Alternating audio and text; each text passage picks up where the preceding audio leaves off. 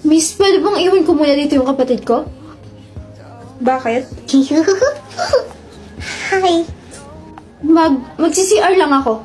Eh di, isama mo siya. Pwede mo siya isama sa CR. Mabilis lang ako, promise. Wait lang ah. What the... Hi. Aww. Shine. Saan ka po pupunta? Uuwi na. Halatang iniwan ka na ng kasama mo. Oh. Hindi na ako magsasayang ng oras dito. Ang dami ko pang gagawin. Oh, okay.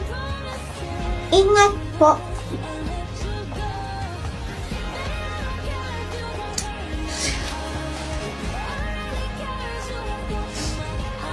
Hey bata, let's go. Sumama ka sa akin sa bahay. Huh? Totoo po? Bilisan mo na, ayaw mo? Sunod ka. Thank you. Dito ka muna. Dito ka muna magstay. Kawawa ka naman eh kasi naman sa kalsada ka magstay ng buong gabi. Mapano ka pa? E di konsensya ko pa. Mukhang iniwan ka na talaga ng kasama mo eh. Bukas dadaling kita sa police station. Binigyan pa ako ng responsibilidad. Sorry. Hi, sa'yo. Oh. Hi. Ah! May bago na kaming kasama. OMG, I'm so happy. Hi. Sino ka? Kapatid ako ni Ate Hara. I'm Queenie. So, nandito ka. Kapatid ka na rin namin? Ah. Ang ingay niyo. Ah, may bago tayong kapatid? Saan?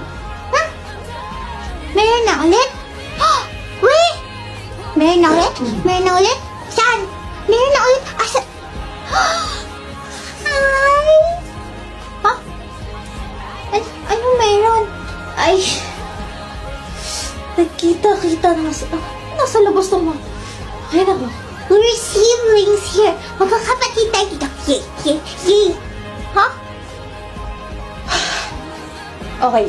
Kapag walang naghanap sa'yo or walang nag-claim sa'yo sa police station, bukas pagpunta natin or whatsoever in the next few weeks or days, dito ka na sa akin, okay?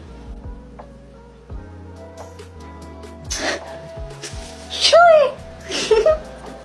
Sige na, nagluluto na muna ako. Ay, naku mga batang to. Mukha lang mukha si Ate Hara pero mabait yun. Inampun niya kami lahat dito and she was the best. Di ba guys? Sobra the best. Oo, tumpak ko. Tama. Sobra. Yeah, correct kayo dyan. Ate Hara is the best. The best. Wait lang. Wala,